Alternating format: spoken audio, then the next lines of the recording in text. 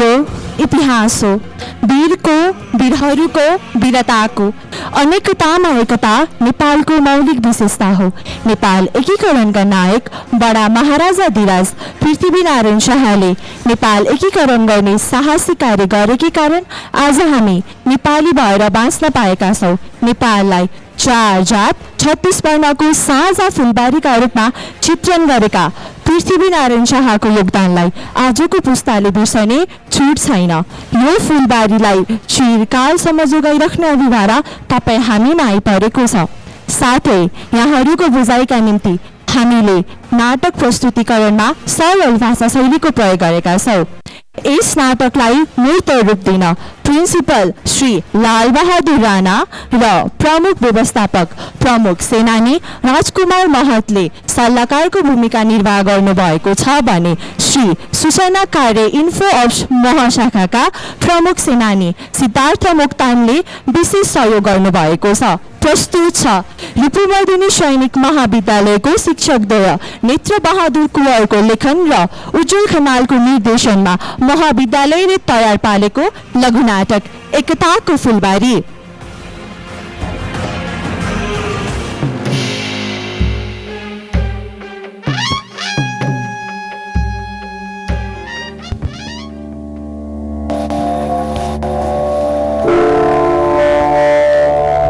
हेर्नुहोस् गुरुज्यू, कति सुन्दर छ यो बगैँचा। गुलाब, चमेली, सयपत्री, राता, सेता, पहेँला, कति विविधता छ, तर सबै मिलेर कति सुन्दर देखिन्छ। यसले मलाई हाम्रो नेपालकै झल्को दिन्छ। 4 जात 36 वर्णको साझा फुलबारी जस्तै। महाराज, हजुरको दृष्टिकोण नै फरक छ। यी फुलहरू जस्तै नेपालमा विभिन्न जात जाति होलान्, तर ती सबैलाई एकै मालामा उन्ने कार्य गर्ने सजिलो छैन। यसका लागि हजुरको नीति, धैर्य र सामरिक हिम्मत अत्यावश्यक पर्छ। महाराज, हजुरले थाली बक्सेको एकीकरणको अभियान गोर्खालीहरूका लागि गौरवको विषय बनेको छ, तर अब सबैको नजर कीर्तिपुर र त्यसलाई गते कान्तिपुरमाथि छ। हामीले उपत्यकालाई हातमा लिएपछि मात्रै यो अभियानको मेरुदण्ड सुदृढ हुनेछ। महाराज हो, उपत्यका नेवारहरूको सिप, कला, संस्कृति, व्यापार सबै मिलेको यो उपत्यका नेपालकै मुटु हो। हामीले यो मुटु सम्हाल्न सके नेपाल बलियो हुन्छ। गुरुज्यू, अब समय आइसकेको छ। उपत्यका जिती छाड्ने अठोट म भित्र दिनदिनै बलियो हुँदै आएको छ। महाराज, विजय प्राप्ति साहसले मात्र हुँदैन, यसका लागि नीति, रणनीति, लोक सहयोग र अनुशासनको पनि उत्तिकै भूमिका हुन्छ। पहिले हामीले बाटाहरूलाई सुरक्षित पार्नुपर्छ, नेवार व्यापारीहरूको मन जित्नुपर्छ, अनि मात्र उपत्यकातिर अघि बढ्दा सफलता सुनिश्चित हुन्छ। महाराज, अहिले गोर्खाली सिपाहीहरूको मनोबल उच्च छ। उनीहरू गोर्खाका लागि भनी ज्यान तक अर्पण गर्न तयार छन्, तर उपत्यकाका दरबारहरू बीचको आपसी कलह पनि हाम्रै पक्षमा जान सक्छ। त्यसकारण समय बुझेर चाल लिनुपर्छ। महाराज, अनि उपत्यकाका सर्वसाधारण जनता, उनीहरूमाथि अत्याचार, कलह, कर भारले थिचेको छ। हामीले उनीहरूलाई विश्वास दिलाउन सक्यौं भने उनीहरू नै हाम्रो आधार स्तम्भ बन्नेछन्। नेपाललाई एउटा राष्ट्र बनाउनका लागि जनताहरूको विश्वास अनिवार्य छ। यही सोचाइले त महाराजलाई महान बनाउँछ नि। महाराज वीर भइबक्सन्छ, तर त्यसभन्दा ठुलो कुरो महाराज एकीकृत राष्ट्र देख्ने दूरदृष्टि भइबक्सन्छ। नेपाललाई एक गर्ने कार्य मैले आधा होइन पूरा गर्छु। यो देशको भूगोल मात्र होइन, हरेक नेपालीको मन एक गर्ने कर्तव्य मेरो हो। उपत्यका अब आउँदैछौँ हामी एउटा एकीकृत बलियो र गौरवशील लक्ष्य सहित। महाराजको आदेश भए तत्काल रणनीति तयार पार्न थालिहाल्छु। हो, आजदेखि तयारी सुरु गर्नुहोस्। हामी युद्धमा विजय मात्र होइन, जनताको मन जितेर अघि बढ्नेछौँ। महाराज, आजको दिन ऐतिहासिक बन्नेवाला छ। बगैँचामा गरेको सङ्कल्प नै नेपाल एकीकरणको बलियो बिउ हुनेछ। महाराज, अवश्य बडा गुरुज्यू।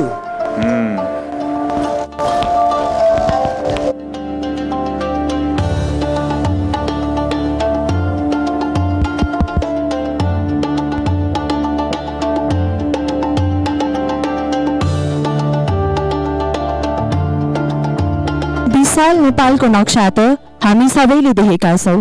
पृथ्वीनारायण शाहले नेपाल एकीकरण थालनी गर्नु ताका नेपाल 22-24 राज्यमा विभाजित थियो। भारतमा ईस्ट इन्डिया कम्पनीको नाममा आएको अङ्ग्रेज फौजले बिस्तारै भारतलाई आफ्नो कब्जामा पारिसकेको थियो। यो देखेर दूरदर्शी राजा पृथ्वीनारायण शाहले नेपाललाई एक सूत्रमा बाँध्नुपर्ने विचार राखे। यही विचारलाई मूर्त रूप दिन उनले नुवाकोट र कीर्तिपुरमाथि आक्रमण गरी विजय हासिल गरे।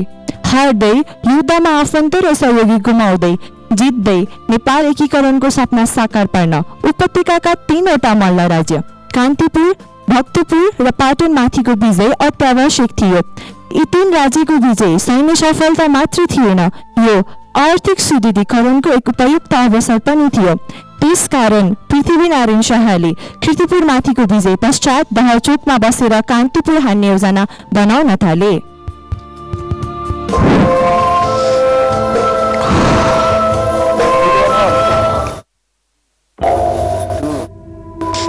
सरदार अमर रहून, सरदार वीर बख्शन्छ। कालु,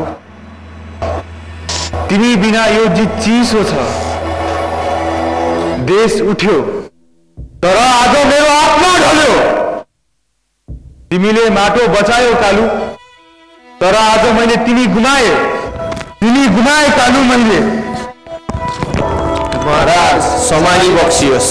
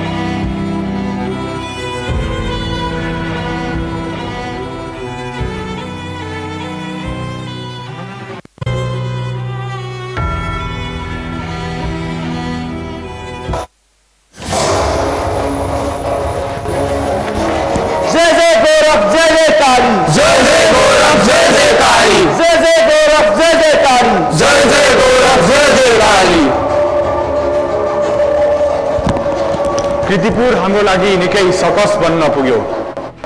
रगतको बलि दिएर आर्जन गरेको यो परम्पराबाट अब फेरि गोर्खाको राज्य विस्तारलाई निरन्तरता दिनुपर्ने देखिन्छ। यसबारे तिम्रो राय के छ धनवन्त? महाराज, नेपाल काण्डको पहिलो पडाव भनेकै कान्तिपुर हो। कान्तिपुरलाई त अब हाम्रा सैन्य शक्तिले सलक्क निल्ने हैसियत बोक्दछन् नि महाराज। तिमीले भनेको कुरा मलाई मनासिब लाग्यो। हाम्रो वीरता अगाडि कप्तान किन्लकले पनि घोडा टेकेको छ। देशभित्रकालाई हामीले साथमा लिन सक्यौं भने हाम्रा अघि फिरङ्गीहरू पनि केही होइनन्। अब यसका लागि हाम्रो अन्त्य आवश्यक राज्य भनेको कान्तिपुर हो। यसलाई छिटै आक्रमण गर्नु बेस होला। महाराजबाट मनासिब मर्जी भयो। हामीले महाराजको निर्देशन अनुसार हाम्रा सैनिक शक्ति तिखार राखेका छौँ। अब महाराजको निर्देशनको मात्र हामीलाई कमी छ। मैले र रामकृष्णजीले यसै विषयमा आज बिहान कुरा गरेका थियौँ। हाम्रा पल्टन कुनै एक दिशाबाट नभई भिन्न भिन्न दिशाबाट आक्रमणका निम्ति तयार हुँदा उपयुक्त हुने देखिन्छ महाराज। हामी यसपटक कान्तिपुरलाई 3तिरबाट आक्रमण गर्नेछौँ। यता भीमसेन स्थानको सैन्य टुकडीको म आफै नेतृत्व गरौँला। हाम्रो दोस्रो टुकडी महाकाल मन्दिरतिर तयार पारिराख्नु। तेस्रो टुकडी नरदेवीतिर तयार पारिराख्नु। दक्षिणतिरको मार्ग भने हामीले खाली राख्नेछौँ। त्यहाँबाट जयप्रकाश मल्ल भागेर पाटन शरण पुगुन् भन्ने मेरो चाह हो। कान्तिपुरको हारले पाटनको मथुङ्गल हल्लियोस् भन्ने पनि हो। महाराज, कान्तिपुर आक्रमणको यस योजनामा विजयको उद्घोष गर्नका निम्ति तयार भइसक्यो। अब हामीले कुन दिन आक्रमण गर्ने योजना बनाएका छौँ। महाराजबाट सो समयको जानकारी मर्जी गरी बक्सियोस्। हामी तत्कालै युद्धको तयारीमा जुट्छौँ। कान्तिपुर दरबारमा रहेको हाम्रो विश्वास पात्रका अनुसार यही इन्द्र जात्राका दिन कान्तिपुर आक्रमण गर्नु मनासिब हुन्छ। त्यस दिन कान्तिपुर दरबार जात्रामा मग्न रहनेछ। अहिले कान्तिपुर दरबारमा जयप्रकाश मल्ल र तिनका भारदार बीच ठुलो मतभेद छ भन्ने सुनेको छु। हामीले यसलाई अवसरका रूपमा लिनुपर्छ। हामी इन्द्र जात्राका दिन कान्तिपुरले चालै नपाउने गरी तीनतिरबाट आक्रमण गर्नेछौँ। जाओ, अब युद्धका निम्ति अन्तिम तयारीमा लाग। जरुर सरकार।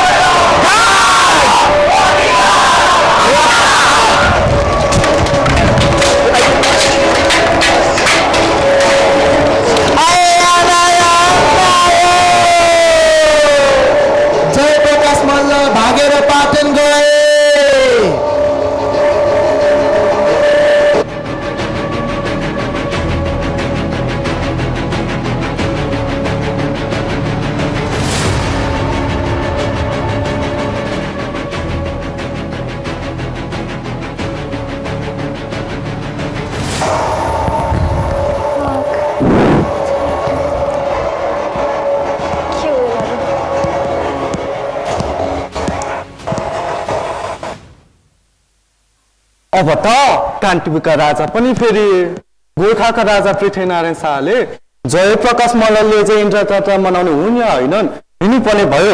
साँच्चै के गर्लान् है? राजा त सबैको साझा भन्छन्। सिंहासन हो जो बस्छन् उही नै हाम्रा राजा नि। फेरि पृथ्वीनारायण शाह त निकै सुरवीर छन् रे। अंग्रेज र देशी सेनाहरूलाई लखटिएर हात समेत हात पारेर सैनिक शक्ति पनि निकै बलियो बनाएका राजा हुन् भन्ने सुनेकी छु। एक युगमा एकपटक जन्मिने राजा हामीले पाउनु त हाम्रो भाग्य नै हो नि।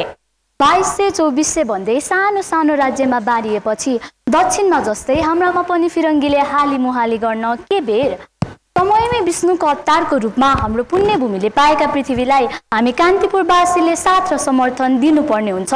बरु पृथ्वीनारायण शाहको विशाल नेपाल बनाउने एकीकरणको अभियानलाई हामी कान्तिपुरवासी मात्रै होइन, पाटन र भक्तपुरवासीले पनि मन, वचन र कर्मले साथ दिनुपर्ने हुन्छ। हो, पृथ्वीनारायण शाहले केही न केही पक्कै सोचेका छन्। तिनी त्यसै चुप बस्ने राजा हैनन्। चुप बस्ने थिए भने जयप्रकाश मल्ललाई पाटनको शरणमा जान दिने पनि थिएनन्। तिनले भित्रभित्रै गम्भीर योजना बनाएका होलान्। हाम्रो भूमिलाई बलियो बनाउनु छ भने टुक्रे राज्यलाई एक ढिक्का बनाउनु पर्छ। साना साना राज्यका साना साना राजाको खिचातानले नै यो माटो पराई घाटमा जानै लागिसक्यो। बरु अब हामी सबै एक भएर सबै पेसा, लिङ्ग, जात, धर्म, संस्कृतिका मानिस मिलेर विशाल नेपाल निर्माणमा समाहित हुनु आवश्यक छ। हो नि पासा, यो कुरा हामीले टोलका सबैलाई बुझाउनु पर्छ र विशाल नेपाल बनाउन हामी पनि लाग्नुपर्छ। अब पृथ्वीनारायण शाहको जे गत हाम्रो पनि त्यही गत। गोर्खाली पनि हाम्रै, गोरखनाथ पनि हाम्रै, कुमारी पनि हाम्रै, इन्द्र जात्रा पनि हाम्रै। के कसो हो पासा? ए ल ढिलो भइसक्यो, म त हिँडे है।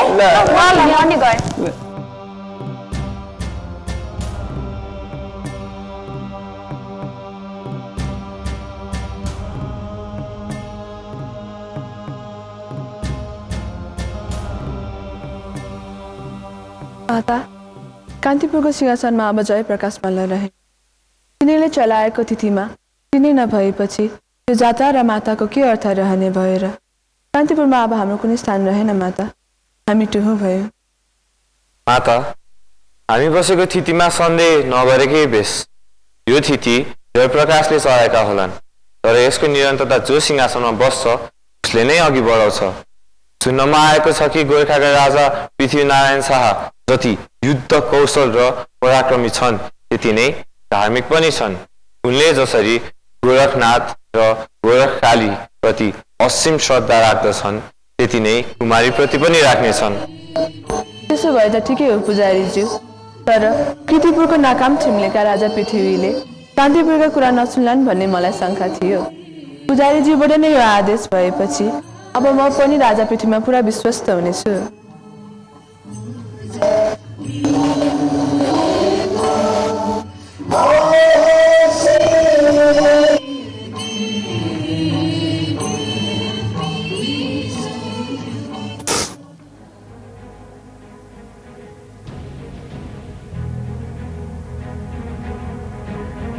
कान्तिपुरलाई हामीले सहजै रूपमा आफ्नो बनाएका छौँ। गुरु गोरखनाथ र माता गोरखकालीको कृपाले हाम्रो विजयको यात्रा सुनिश्चित हुँदैछ। अब इन्द्र जात्राका दिन यहाँ विजय गरेपछि कान्तिपुर हाम्रो हो। यहाँको धर्म संस्कृति हामी सबैको साझा हो, त्यसैले यहाँको तिथि बिगार्नु हुँदैन। अब कुमारी पूजा र इन्द्र जात्राका विधि के कसो हो, कान्तिपुरेले हामीलाई के कस्ता स्वीकार अस्वीकार गर्छन्, यसबारे जानकारी दलमर्दनले दिनु। महाराज, कान्तिपुरवासी हजुर जस्तो सुरवीर राजा पाएकामा हर्ष बधाई गरेका छन्। जीवित देवी कुमारीले पनि पृथ्वीनारायण शाह राजा भएकाले अब कुमारी पूजा र इन्द्र जात्राको दायित्व नयाँ राजाकै हो भनी विचार व्यक्त गर्नुभएको छ। अब हजुरकै प्रतीक्षामा कान्तिपुर रहने भन्ने खबर आएको छ। महाराजले अनुमति दिनुपर्ने हो। महाराज, यसमा मेरो अनुमति कुरिरहनु पर्दैन। दरबारमा छिट्टै पुजारी झिकाएर साहित्य निकाल। महाराज, म पुजारीलाई लिन अहिले नै कुमारी घर गइहाल्छु नि। नेपाल 436 वर्णको साझा फुलबारी हो, सबैलाई चेतना भया। अब कुमारी देवीको कृपा पाएर हामी छिट्टै पाटनतिर विजय यात्रा गर्नेछौँ कि कसो अमरसिंहजी? मनासिब कुरा बक्सियो। महाराजको दूरदर्शी चेतनाकै कारण नेपाल एकीकरणको यस अभियानले मूर्त रूप लिन सकेको हो। रामकृष्णजी, वंशराजजी लगायतका साथीहरूको उच्च मनोबल हाम्रो ताकत हो। ल, वंशराजजीको आयु त लामै पो रहेछ। स्वस्ति महाराज। महाराजको नेपाल एकीकरणको देखेर चाहना पुरा नगरी कहाँ पर्न खुल्छु त अमरसिंहजी? बरु पुजारीज्यू महाराजको मर्जी अनुसार कुरा सुनिने हाल्नु भयो। कुमारी पूजा र इन्द्र जात्राको सम्बन्धमा कान्तिपुरवासी र स्वयं कुमारी देवीको इच्छा के होला? जारी होस् त। महाराज, कुमारीबाट पूजाको निम्ति स्वीकृति आएको छ। देवीले कान्तिपुर सिंहासनका हकदार विशाल नेपाल निर्माणका सूत्रपातकर्ता हुन् भन्ने थाहा पाएरै महाराजलाई पूजाको निम्ति आह्वान गरिएको छ। बरु भोलिको साइत राम्रो छ। महाराजले समय मिलाई बक्सिए बेस हुने थियो। ल, भोलिका निम्ति भव्य तयारी गर। आजका मितिदेखि हामी कुमारी पूजालाई विशेष महत्त्व दिएर मनाउनेछौँ। सांस्कृतिक मिश्रण रहेको हाम्रो यो परम्परा शताब्दीसम्म रहिरहनेछ।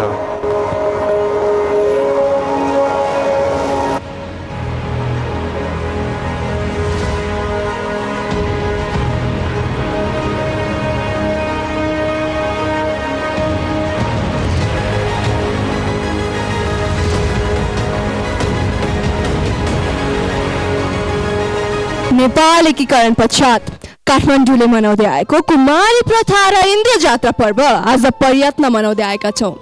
विशाल नेपालका रचनाकार पृथ्वीनारायण शाहका बारेमा विभिन्न विद्वान बीच विवादास्पद विचार रहिआए पनि नेपाल एकीकरण र सांस्कृतिक अन्तर्घुलनाको हिसाबमा उनी निकै नै उदार थिए भन्ने कुरा नेपाल 4 जात र 36 वर्णको साझा फुलबारी हो भन्ने उनको भनाइबाटै बुझ्न सकिन्छ।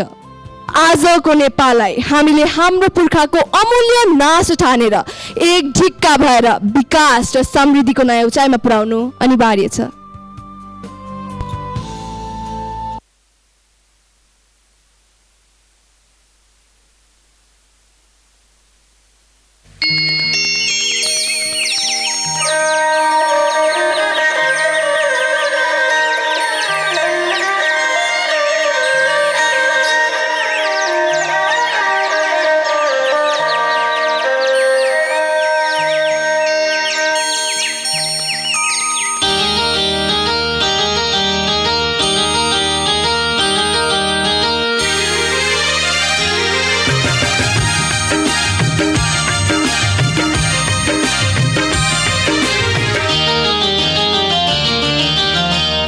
पन्छीमा डाफे राम्रो